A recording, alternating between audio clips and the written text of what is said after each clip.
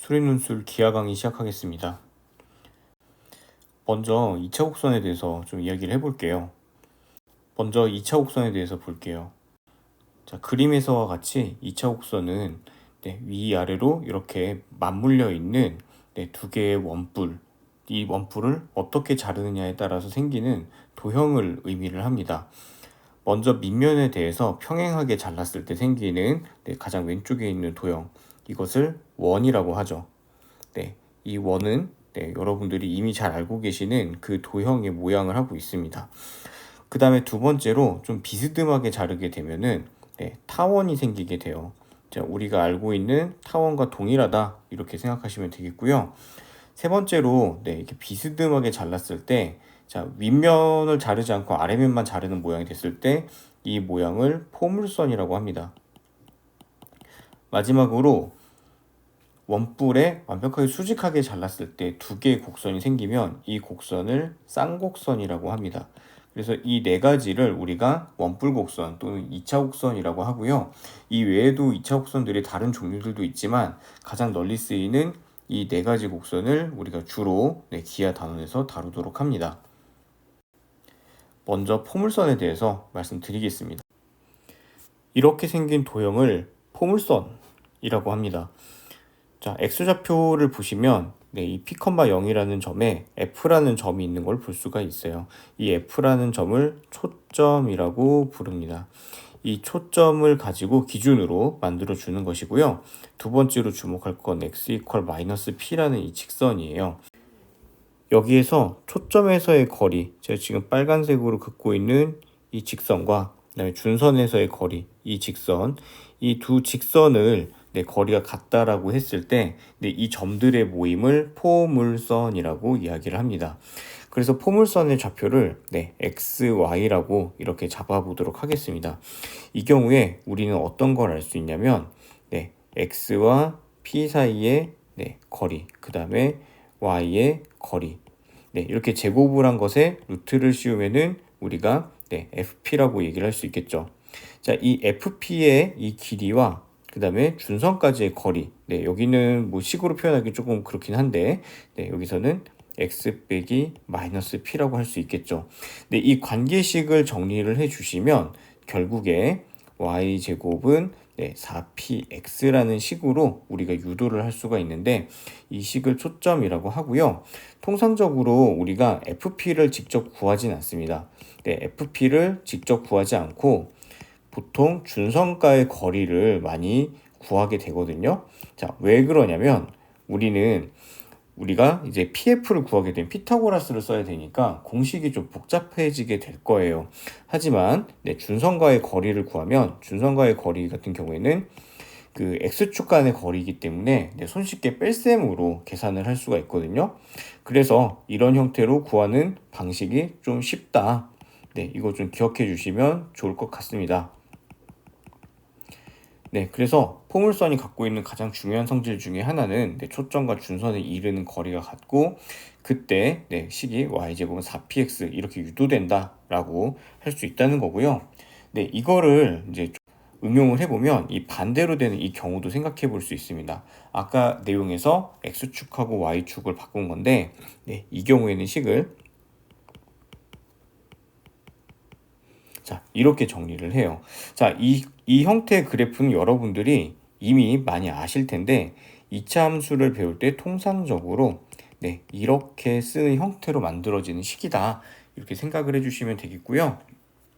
그래서 다루는 방식, 자, 보시면 아시겠지만 작년에 이제 이런 형태 문제들이 나왔을 때 대부분의 학교들이 포물선의 성질을 이용해서 문제를 푼다라기보다는 그냥 여러분들이 잘 알고 계시는 2차 함수의 모양으로 문제를 푸는 그런 방식들을 많이 제안을 했고요. 그 말은 이제 대학에서 여러분들이 이제 기하에 대한 학습량 자체가 많지 않을 거다라고 판단하기 때문에 적극적으로 기하를 낸다라기보다는 미적분에 있는 내용 또는 수투에 있는 내용으로 문제를 푸는 것을 원해서 이 형태의 그래프를 많이 제안할 거다, 뭐 이렇게 좀 예상을 할 수가 있습니다. 여기서도 마찬가지로 우리가 좀 다른 유형을 하나 생각해 볼 수 있는데요. 아까 전에 제가 말씀드렸다시피 네, 초점과 점 사이의 거리, 그 다음에 점과 준선 사이의 거리를 통해서 우리가 문제에서는 뭐 FP를 물어보지만 네, FP 대신에 준선 사이의 거리, 네, 준선과의 거리를 구하는 문제가 많을 거다. 네, 많다라기보다는 좀 어느 정도 등장을 할 거다. 이렇게 좀 예상을 할 수 있고, 네, 이걸 구했을 때 피타고라스를 쓰지 않아도 돼서 문제가 단순해진다. 네, 이런 이야기를 할 수가 있겠네요. 다음으로 타원에 대해서 이야기하겠습니다. 자, 타원 같은 경우에는 초점이 두 개가 존재를 합니다. 자, 이 그림 같은 경우에는 Y축을 기준으로 오른쪽에 있는 F와 왼쪽에 있는 F' 이 두 개의 초점을 볼 수가 있고요. 자, 타원의 중요한 성질 중 하나는 네, 이 초점에서 점까지 이르는 거리가 이제 합으로서 나타나게 되는데 이 값이 일정하다라고 이야기를 할 수가 있어요.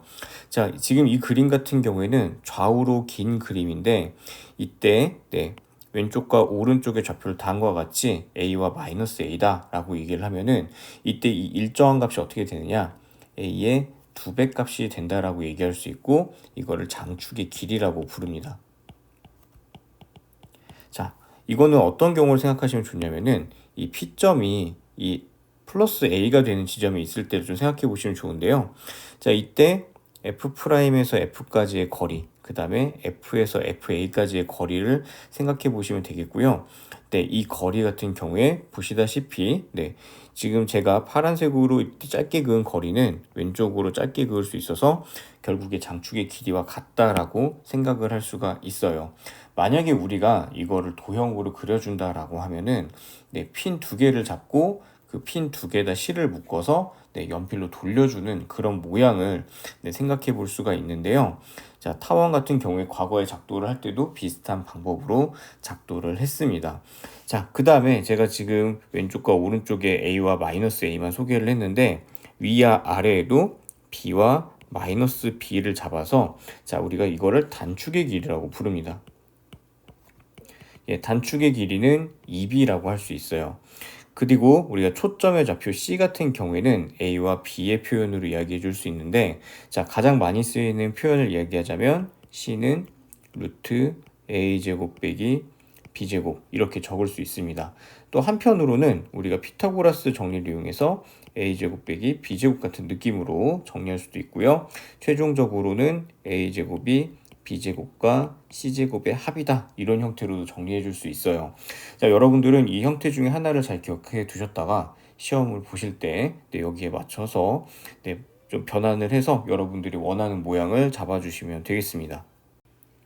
자, 그러면 이 중요한 이 도형의 네, 방정식은 어떻게 되느냐? 네, 이렇게 정리가 됩니다.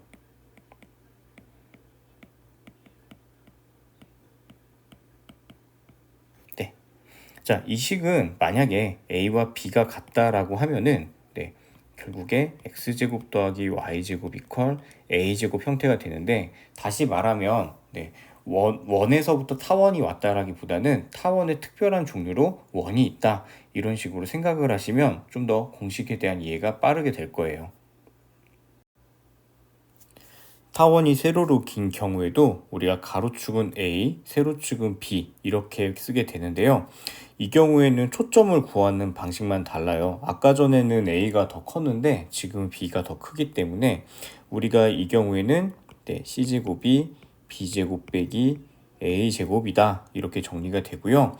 우리가 이런 것들을 한꺼번에 좀 그러니까 좀 어디서나 통하는 식으로 정리하고 싶다라고 하면은 그냥 네, 이렇게 정리해 주시는 것도 방법이 되겠습니다. a제곱 빼기 b제곱 중에서 네, 플러스가 되는 값을 취한다 이런 느낌으로 정리하시는 것도 우리가 손쉽게 이해하는 방법 중에 하나가 될 거예요. 이 경우에도 타원의 방정식은 아까와 동일한 네, a제곱분의 x제곱, b제곱분의 y제곱 합이 1이 된다. 네, 이 사실에는 변함이 없습니다. 자, 마지막으로 가장 이질적인 도형인 쌍곡선에 대해서 보겠습니다. 자, 쌍곡선 같은 경우에는 우리가 여태까지 봤던 도형들 중에 모양이 가장 다릅니다. 그러니까 포물선 같은 경우에는 2차 곡선 우리가 2차 함수를 다룰 때 이미 많이 봤었던 도형이고, 타원의 경우에도 생긴 걸로 봤을 때는 원에서 조금 변형된 도형이기 때문에 아 그래 그런 도형이 있을 수 있지 뭐 이런 생각이 들지만, 쌍곡선 같은 경우에는 이렇게 두 개의 곡선으로 분리된 곡선이 한 개의 식으로 나타난다는 사실이 그렇게 익숙하게 보여지지는 않아요. 자, 어쨌든 이 쌍곡선 같은 경우에도 우리가 식으로서 정리를 해줄 수가 있는데, 네, 생각보다 간단한 모양으로 정리가 됩니다. 아까 전에 타원의 식을 우리가 정리를 할 때 이런 식으로 된다라고 말씀을 드렸던가요? 자, 쌍곡선의 식은 여기에서 약간 바뀐 모양입니다. 어떻게 바뀌느냐? a제곱분의 x제곱과 b제곱분의 y제곱의 차로서 정리가 됩니다. 자, 여기서 우리가 초점의 식은 더 간단하게 정리가 되는 걸 확인할 수 있는데요. 네, 초점 C 같은 경우에는 이렇게 정리를 할 수가 있어요. a제곱 더하기 b제곱이다. 자, 그리고 우리가 쌍곡선을 다룰 때는 하나 또 스페셜하게 다뤄줄 게 있는데, 이 쌍곡선 같은 경우에는 이렇게 생긴 지금 제가 초록색으로 긋고 있는 이 두 개의 직선, 네, 여기를 따라가는 모양으로 만들어 줄 수가 있고, 이 쌍곡선을 멀리서 보면은 그냥 X자처럼 보이게 되는데, 이렇게 제가 지금 초록색으로 그은 이 직선을 점근선이라고 합니다. 이 점근선의 경우에는 플러스 마이너스 a분의 bx라는 식으로 정리가 됩니다. 그래서 점근선이라는 이름에서 알 수 있듯이 이 쌍곡선은 점근선에 가까이 가지만, 네, 점근선에 붙지는 않고요. 계속 가까이 가기만 한다. 이렇게 기억해 두시면 되겠습니다. 아, 그리고 우리가 아까 타원에서처럼 정의를 좀 해보면, 자, 여기서는 이 PF의 길이와 PF' 간의 거리, 이 거리가 일정하게 유지가 되는데, 이 거리는 어떻게 계산이 되느냐? 이 A라고 할 수가 있어요. 그럼 A는 어디에 있느냐? 자, 이 오른쪽과 왼쪽의 X축과 만나는 점, 이 두 점이 A와 마이너스 A로 결정이 되거든요. 그럼 B는 어디 갔냐? B는 아까 전에 말씀드린 점근선의 기울기의 형태로 등장을 한다. 이렇게 기억을 해두시면 되겠습니다. 이 그림과 같이 위아래로 배치되어 있는 쌍곡선도 있는데요. 여기 보시다시피 네, 이때는 맨 오른쪽에 있는 식만 마이너스 1로 바꿔주시면 네, 쌍곡선식 만들어줄 수 있고요. 이때도 마찬가지로 초점의 좌표는 C제곱은 A제곱 더하기 B제곱 이 형태로 진행이 되고요. 자, 이 경우에는 B가 보이죠? 점근선도 마찬가지로 y는 플러스 마이너스 a분의 bx 형태로 정리가 됩니다. 자, 여기서는 제가 기본적인 모양만 말씀드렸는데, 네, 포물선이든 쌍곡선이든 타원이든 네, 모두 우리가 이미 알고 있는 식으로 평행 이동도 가능하고요. 그걸 이용해서 문제를 풀어줄 수도 있는데, 만약에 이제 시험 문제에서 평행 이동한 도형이 나왔다라고 하면은 네, 가장 좋은 방법은 원점을 중심으로 이동해서 다 푼 다음에 다시 네, 기존에 있던 중심으로 옮겨주시는 방법이 네, 가장 문제를 풀기 좋은 방법이다. 좀 이렇게 정리를 할게요. 이어서 2차 곡선의 접선에 대한 내용을 보도록 하겠습니다. 자, 한 번에 좀 정리를 해봤는데요. 자, 2차 곡선에서 결국에 가장 중요한 것은 뭐냐면, 우리가 접선의 형태를 mx 더하기 n의 형태로 만들어 줘야 한다는 거예요. 자, 이 식을 주어져 있는 포물선의 식이나 타원의 식이나 쌍곡선의 식에 대입을 하는 것이고, 네, 이 판별식을 구해주는 과정이다라고 봐주시면 되겠습니다. 그래서 우리의 관심은 네, 이 세 그림 모두 네, 2번이라고 적혀 있는 이 내용이 가장 좀 중요한 내용이 되겠는데요. 네, 이때 판별식은 0이 되겠죠. 그래서 판별식이 0이 되는 걸 가지고 우리가 유도를 해주시면 아래와 같은 네, mx 더하기 형태의 식으로 정리가 됩니다. 네, 여기에서 네, 포물선 같은 경우에는 접선이 하나만 있지만 네, 타원하고 쌍곡선 같은 경우에는 접선식이 플러스 마이너스로 두 개가 발생하는 걸 우리가 확인을 하실 수가 있습니다. 이건 어떻게 된 거냐면, 우리가 그림을 그릴 때 이렇게 두 개씩 발생하게 되기 때문에 접선의 식이 플러스 마이너스 두 개가 나오는 거고요. 우리가 문제를 풀 때 확인을 위해서 그림을 그려주시는 것도 좋은 선택이 될 거다라고 얘기할 수 있어요. 자, 여기서는 시간 관계상 제가 증명은 다 하지 않지만 접점의 좌표가 x1, y1일 때 나오는 이런 공식들도 있는데 이 공식들은 가능하면 외워서 가시는 게 가장 좋고요. 만약에 외우시지 못한다 하더라도 대부분의 대학에서 제시문으로서 접선의 방정식을 제안할 거기 때문에 여러분들이 그거를 참고해서 준비해 주시면 되겠습니다. 자, 그러면 대표적인 문제를 좀 보도록 하겠습니다. 자, 어떤 도형에 대해서 밖에서 그 두 접선이 수직한다를 얘기하고 있고요. 아까 전에 제가 접선의 방정식은 말씀드렸지만 여기서는 접선의 방정식을 모르는 상태에서 시작한다. 그래서 우리가 mx 더하기 n의 형태로 시작한다. 이렇게 말씀을 드리고 대입을 하도록 하겠습니다. 이 경우에 ax 제곱 더하기 빼기 mx 빼기 n 이퀄 0 형태의 x에 대한 2차 방정식 형태가 될 거고요. 판별식으로 좀 정리를 해보시면 이 판별식은 m제곱 빼기 더하기 4an 이렇게 정리가 될 겁니다. 얘가 0이 되는 거니까 결국에 우리가 지금 구하고자 하는 것, 가장 먼저 구하고자 하는 n을 구해보시면 마이너스 4a분의 m이 될 거예요. 자, 다시 우리가 접선의 방정식 정리해보시면 y는 mx 빼기 4a분의 m이 될 겁니다. 자, 그런 다음에 우리가 접점의 좌표를 x1, y1이라고 가정을 하면 결국에 이 접점은 이런 관계식을 가지게 될 거예요. 자, 그 다음에 이 식을 m에 대한 식으로 다시 좀 정리를 해볼 텐데 문제 좀 정정을 하겠습니다. 제가 식을 조금 잘못 썼는데 여기 m제곱이죠. 자, 이렇게 쓸 수가 있는데 자, 이거 이용해서 m에 대한 내용을 좀 정리해 보자 라고 하면 우리가 이렇게 정리를 해볼 수 있을 것 같아요.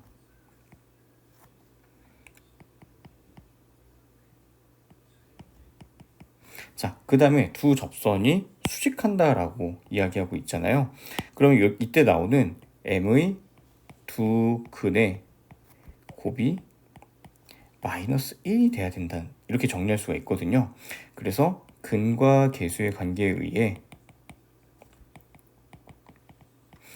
의해서 그러면은 4ay1이 마이너스 1이구나. 이렇게 얘기할 수 있고요. 그러면 우리가 아까 전에 그 p의 좌표에서 y 좌표가 마이너스 4a분의 1이 된다라는 사실을 알 수가 있습니다. 자, x1에 대한 얘기는 없는데 이거는 x1은 어떤 값이 돼도 좋다라는 뜻이에요. 그래서 우리가 답은 y는 마이너스 4a분의 1 위의 임의의 점이다. 자, 이렇게 이야기할 수 있고요. 하나 더 말씀을 드리면 우리 문제에서 주어져 있는 y는 ax라는 식, 자, ax 제곱이라는 식을 그 포물선의 방정식 표준형으로 표현을 해주시면 x 제곱은 4 곱하기 4a분의 1 y 형태가 되는데 다시 말하면 이 문제에서 우리가 풀어낸 y 이퀄 마이너스 4a분의 1 있죠.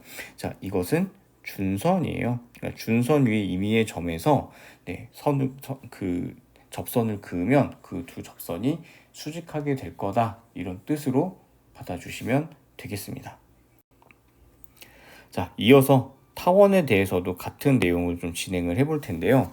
여기서도 우리가 마찬가지로 식을 쓸 수 있어요. 자, 여기서는 유도했다라고 가정을 하고 바로 접선의 식으로 시작을 하겠습니다.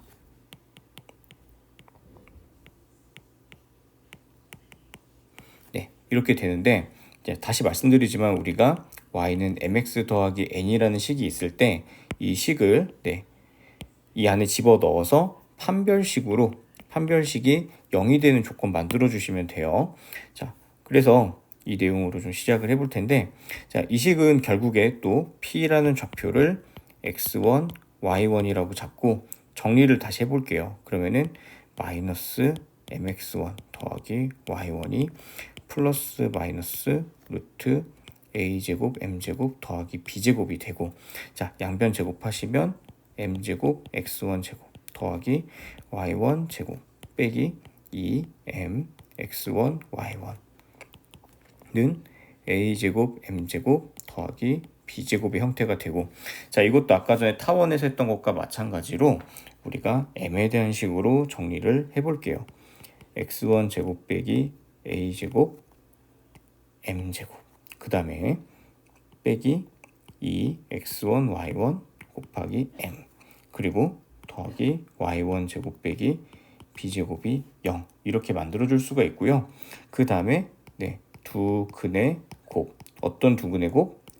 m의 두 근의 곱을 근각에서의 관계로 구해보시면 되겠죠. 자, 이렇게 만들어 주시면 x1 제곱 빼기 a 제곱분의 y1 제곱 빼기 b 제곱이 마이너스 1이 되고요. 결국에 이거 x제곱 빼기 a제곱을 양변에 곱해서 정리해 주시면 결국에 x제곱 더하기 y제곱이 a제곱 더하기 b제곱 형태로 정리되는 거 확인할 수 있습니다. 자, 이것도 그래프로 이야기를 좀 해보시면 타원의 기본적인 형태가 이렇게 그려졌을 때 장축의 길이 a와 마이너스 a, 그 다음에 b와 마이너스 b가 있다라고 얘기했을 때, 자, a제곱 빼기 a제곱 더하기 b제곱이다 라고 하면은 여기서 여기까지의 거리가 돼요. 그래서 이거를 반지름으로 하는 바깥에 큰 원을 생각해 줄 수 있는데, 이 원 위에 한 점, 이 원 위에 점에서 이 타원으로 이렇게 접선 두 개를 그으면은 이 접선이 수직한다 라고 정리할 수 있는 거예요. 자, 타원의 경우도 우리가 마찬가지 방법으로 정리해 줄 수 있고요. 자, 이때도 우리가 식을 만들어 주실 때 처음에는 이제 뭐 y는 mx 더하기 n으로 잡고 시작을 하시면 되고, 결국에는 y는 mx 더하기 빼기 루트 a제곱 m제곱 빼기 b제곱, 이 형태로 정리가 되는 걸 확인하실 수가 있고요.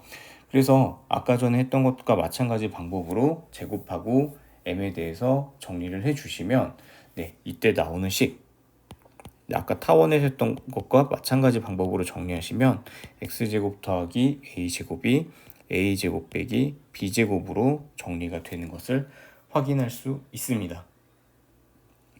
자, 이렇게 확인할 수가 있고요. 그 다음에 우리가 해주실 것은 이 값에 대해서 좀 정리해 주셔야 되는데, 첫 번째로 a가 b보다 클 때에는 결국에 x제곱 더하기 y제곱 이퀄 a제곱 빼기 b제곱 위에 점이다, 이렇게 얘기해 줄 수 있어요. 두 번째로 a 이퀄 b다 라고 하면은 결국에는 원점이 나오게 될 거고, 세 번째로 a가 b보다 작게 되면 이거를 만족한 xy가 없겠죠. 그래서 존재하지 않는다 라고 정리할 수 있습니다. 자, 그런 다음에 우리가 지금 힌트라고 적혀 있는 게 있는데, 자, 수리논술에서 이렇게 힌트라고 적혀 있는 거는 뭐 팁 같은 게 아니에요. 반드시 답에 반영해야 되는 내용입니다. 이거를 좀 기억해 주시는 게 좋을 것 같고요.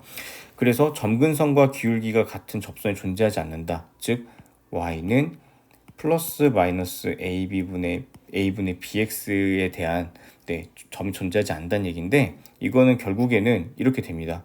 이렇게 만든 점 있었죠. 1번에서 만든 점에서 단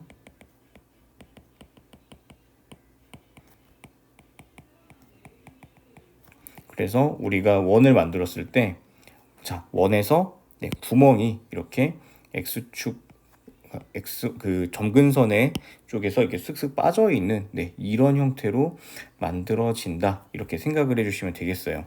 그리고 두 번째, a와 b가 같을 때 원점으로 나오게 되는 거, 이 경우에도 원점도 y는 플러스 마이너스 a분의 bx 위에 있기 때문에 결국에 이 문제에서 원하는 그런 점이 아니에요. 그래서 존재하지 않는다, 이렇게 정리할 수 있습니다. 자, 그래서 이 문제를 정리하자면 결국에 여러분들이 접선에 대해서 풀어야 할 때 뭔가 새로운 걸 가지고 푼다라기보다는 1학년 때 배웠던 2차 방정식의 성질 가지고 푸는 내용이 대부분이다, 이 사실을 기억해 주시는 게 가장 중요하고요. 그래서 시험 보실 때도 2차 곡선 완전 새로운 내용이 아니라 여태까지 배웠던 거 가지고 충분히 할 수 있구나 정도 알아두시면 되겠습니다. 또 하나 음함수로 푸는 방법도 있는데요. 음함수로 푸는 방법은 제가 여기서는 좀 제외를 했어요. 왜 그러냐면 여러분들이 음함수로 푸는 방법들은 이미 잘 하시기 때문에 제가 굳이 다룰 필요가 없다고 생각이 됐고요. 제가 교재에 음함수의 미분으로 푸는 방법도 간단하게 수록을 해놨기 때문에 그거 보시면서 정리하시면 되겠습니다. 자, 이어서 벡터에 대해서 보겠는데요. 자, 벡터 같은 경우에는 그렇게 어려운 내용은 아닙니다. 자, 이게 무슨 말이냐면 벡터의 개념이 좀 생소할 수 있어요. 벡터를 우리가 해본 적이 없기 때문에 처음 봤을 때는 이게 대체 어떤 내용인가 이런 느낌이 들겠지만 사실 벡터도 일종의 숫자라고 생각하시면 좀 편합니다. 자, 먼저 벡터는 이렇게 정리를 할 수가 있는데요. 좀 용어 정리를 하자면 시점, 종점 이런 개념이 나와요. 시점은 자, 벡터를 이렇게 화살표로 표시를 했을 때 이 화살표가 시작되는 점, 이 점을 시점이라고 하고요. 자, 종점은 뭐냐? 네, 이게 끝나는 점을 종점이다라고 얘기를 할 수 있어요. 자, 그래서 시점과 종점, 네, 이 두 내용과 관계없이 이런 방향성을 가지고 있는 이런 모양을 이렇게 화살표를 써서 화살표 A 이렇게 표시하기도 하고요. 또는 시종점을 강조를 해서 A, B에 화살표를 씌운 형태로도 정리를 합니다. 자, 그리고 우리가 여태까지 절대값이라고 배웠던 내용이 있는데, 자, 벡터에서 절대값은 크기를 의미해요. 사실은 우리가 음수를 다룰 때의 절대값도 크기를 의미한다. 그 수의 크기를 의미한다라고 볼 수 있어서 이 벡터의 크기는 절대값으로 표현을 해준다. 이렇게 생각하시면 돼요. 자, 그리고 우리가 서로 같은 벡터에 대해서 우리가 좀 오해를 할 수가 있는데, 자, 이거는 그것만 기억해 주시면 돼요. 서로 같은 벡터는 시점과 관계가 없다. 그래서 방향과 크기만 같으면 돼요.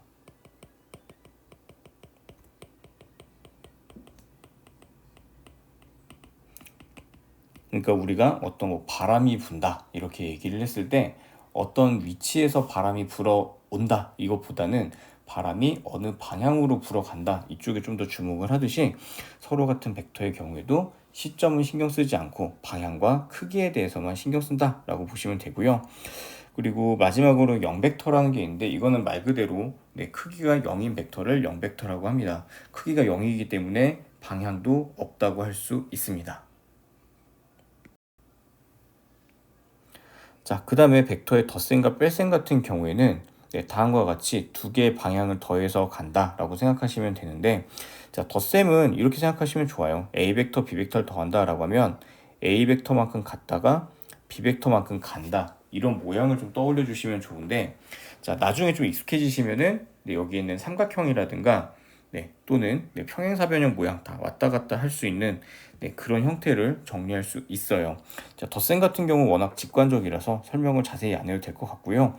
자, 뺄셈에 대해서 얘기할 텐데 A 빼기 B 벡터다라고 하면은 자, 이 B 벡터와 마이너스 B 벡터는 크기는 같고 방향이 반대인 벡터다라고 얘기할 수 있어요.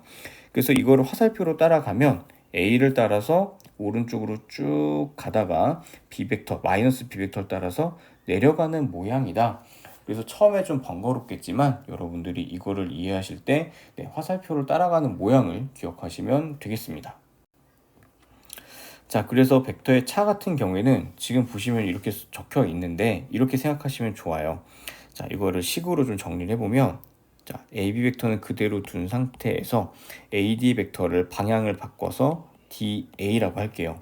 자, 그럼 이것도 직관적이지 않기 때문에 한 번 더 위치를 바꿔 줄 텐데 DA 더하기 AB라고 할 수가 있고요. 이렇게 만들어 주시면 DB 벡터가 됩니다. 그래서 처음에 이해가 안 되시면 차근차근 풀어 주실 필요가 있고요. 답안에서도 이렇게 차근차근 푸는 모양을 반영해 주시면 충분히 평가를 잘 받을 수 있습니다. 자, 근데 사실은 우리가 문제를 내게 되면 대학에서도 문제를 낼 때 숫자가 안 들어가면 평가를 하기에 좀 곤란한 상황들이 있어요. 특히나 올해처럼 대부분 학생들이 벡터 같은 부분들에 대해 잘 모르는 상황, 대부분 미적분을 선택했기 때문에 벡터에 낯선 상황인데, 이런 상황에서는 아무래도 좀 숫자를 이용한 문제들을 좀 많이 풀게 될 거예요. 그래서 여기와 마찬가지로 우리가 단위 벡터라는 얘기를 좀 할 텐데, 단위 벡터는 사실 방향과 관계없이 크기가 1인 벡터를 이야기합니다. 자, 그 중에서도 단위 벡터 중에 좀 스페셜한 친구들을 왼쪽 그림과 같이 E1, E2 이렇게 표현을 해주는데, E1 벡터는 X축으로 한 칸 가는 벡터, E2 벡터는 Y축으로 한 칸 가는 벡터예요. 그래서 이 경우에 우리가 이런 형태로도 표현을 해주는데, 보시다시피 우리가 좌표를 이야기하는 방법과 동일하다라는 거 어렵지 않게 눈치챌 수 있습니다. 왼쪽 아래에 있는 이 A라는 벡터 같은 경우에는 우리가 이렇게 OA 벡터라고 쓰기도 하고, 또는 위치 벡터라는 이름을 쓰기도 하는데요. 자, 얘를 표현할 때에도 우리가 어떤 방식을 쓰냐면 좌표를 표현하듯이 A1, A2 이렇게 쓰기도 하고요. 또는 자, 이렇게 벡터의 덧셈 표현을 사용해서 이렇게 활용하기도 합니다. 자, 그 다음에 E1, E2 같은 경우에는 여러분들이 문제를 어디서 접하느냐에 따라서 E1 대신에 I 벡터, E2 대신에 J 벡터로 표현하기도 한다. 여기까지 기억해 주시면 되고, 대부분의 문제들이 이런 형태로 나타날 거다. 그래서 여러분들이 손쉽게 덧셈, 뺄셈으로 해결하게 나올 거다. 좀 이렇게 좀 조심스럽게 말씀을 드릴 수 있을 것 같습니다. 방금 말씀드린 성분에 대해서 두 가지 표현 방식이 있다라는 거 기억을 해 두시고요. 그래서 좌표의 방식으로 표현하는 방법도 있고, 다음과 같이 벡터의 합으로 표현하는 방법도 있다. 이 사실을 좀 잘 기억해 두셨으면 좋겠어요. 자, 그래서 벡터의 계산 같은 경우에도 성분을 알고 있으면 우리가 손쉽게 할 수 있는데, 두 개의 벡터를 잡아 보겠습니다. 첫 번째로 A라는 벡터예요. 얘는 A1, A2라는 XY 성분을 가지고 있고요. B라는 벡터는 B1, B2라는 성분을 가지고 있다. 자, 여기에 대해서 덧셈을 해보자. 그러면은 A 더하기 B 벡터는 결국에 X는 X끼리, Y는 Y끼리 더하는 내용으로 정리가 된다. 이렇게 생각하시면 되겠고요. 뺄셈도 마찬가지로 A 빼기 B다 라고 하면은 이렇게 됩니다. 그러니까 전혀 어려운 게 없어요. 자, 마지막으로 실수배에 대한 건데, A 벡터의 K배다 라고 하면은 각 성분이 K를 곱해져서 나오는 모양으로 정리가 된다. 이렇게 이해해 주시면 되겠습니다.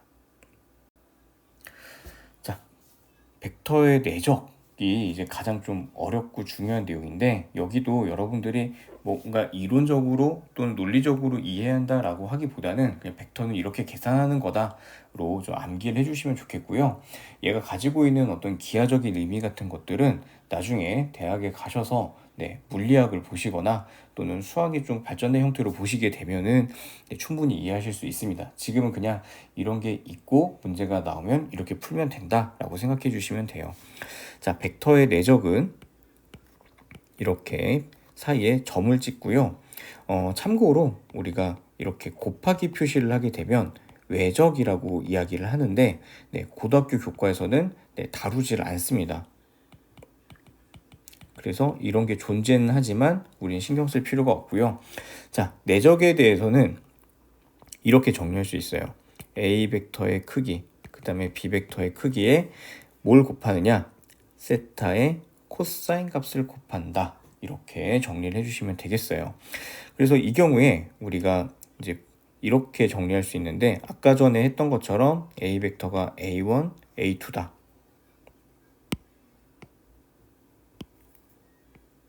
그리고 B 벡터가 B1, B2다 라고 했을 때, 우리가 이 내적식 같은 경우에 이렇게 얘기할 수도 있을 거예요.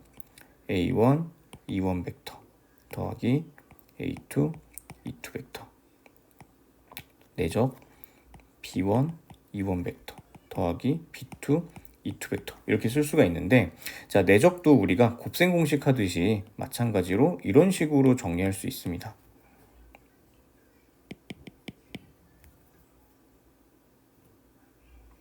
A1 B1 E1 E1 더하기 A1 B2 E1 E2 더하기 A2 B1 E2 E1 더하기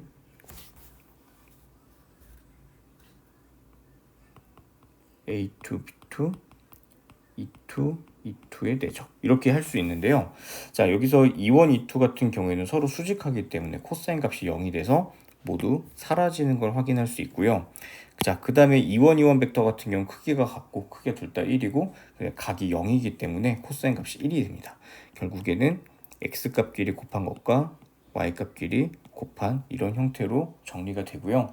여러분들이 코사인에 대해서 이해하기 힘들다라고 하면 성분끼리 곱하는 이 방식으로 기억을 해주시면 좋겠어요. 자, 예시를 좀 간단하게 볼 텐데 이 문제도 제가 성분으로 풀어보도록 하겠습니다. 자, 이 문제를 보시면은 B벡터가 A 더하기 2번 벡터의 형태로 나와 있는데 자, 이거 그냥 간편하게 이렇게 보도록 하겠습니다. A 벡터에 대해서 A1, A2 이렇게 잡으시면 B벡터는 A1 더하기 1, 그 다음에 A2 이런 내용으로 정리가 된다. 이렇게 정리할 수 있겠죠. 자, 이 상태에서 A 벡터의 크기가 2래요. 그러면 피타고라스 정리를 바로 쓰셔가지고 이렇게 쓰실 수 있고 이 값이 2가 되고요. B 벡터 같은 경우에는 A1 더하기 1의 제곱 더하기 1의 제곱해서 이 값이 1이 된다. 좀 수정할게요. 더하기 A2 제곱이 1이 된다. 이런 식으로 수정을 할 수가 있고요. 자, 이거 가지고 문제를 좀 풀어보는 거예요. 연립을 해서 두 식을 연립해서 A1과 A2를 풀어내는 방식으로 정리를 하시면 되고요. 이거 만들어 주시면은 A1 제곱 더하기 2A 1 더하기 1 더하기 A2 제곱이 1이다. 이런 식으로 정리가 되고 이 식하고 A에 대한 크기에 대한 식 둘을 뺄셈을 해주실 수가 있겠죠. 두 식에 대해서 뺄셈을 해주시면 A1이 마이너스 1이 나오고요. 이거를 뭐 A식이나 B식에 적당히 대입해 주시면 A2 값이 플러스 1과 마이너스 1이 됨을 알 수가 있습니다. 만약에 마이너스 1, 1이 A 벡터다 라고 하면은 이때 B 벡터의 경우에는 0,1이 될 거고 이때 AB 벡터의 내적은 성분끼리 곱해서 즉 마이너스 1과 0을 곱하고 1과 1을 곱해서 1 되는 거 확인할 수 있고요. 두 번째로 마이너스 1, 마이너스 1일 때 B 벡터는 0, 마이너스 1이죠. 이 경우에도 AB 벡터의 내적의 값은 1이 된다. 이렇게 확인할 수 있어요. 자, 그 다음에 두 번째 문제로 X성분과 Y성분을 세타1, 세타2를 이용해 나타내시는데 이거는 아까 전에 봤던 문제와 좀 다릅니다. 아까 봤던 문제는 값 크기가 주어져 있었는데 이 문제에서는 그 크기를 무시하고 그냥 완전히 새로운 벡터다 라고 생각을 하시면 되고요. 우리가 아까 전에 벡터의 내적이 다 코사인으로 돼 있어서 코사인으로 풀면 되겠네라는 생각이 들겠지만 이 문제는 그런 문제가 아닙니다. 간단하게 그림으로 정리를 해주면 이런 느낌이 될 거예요.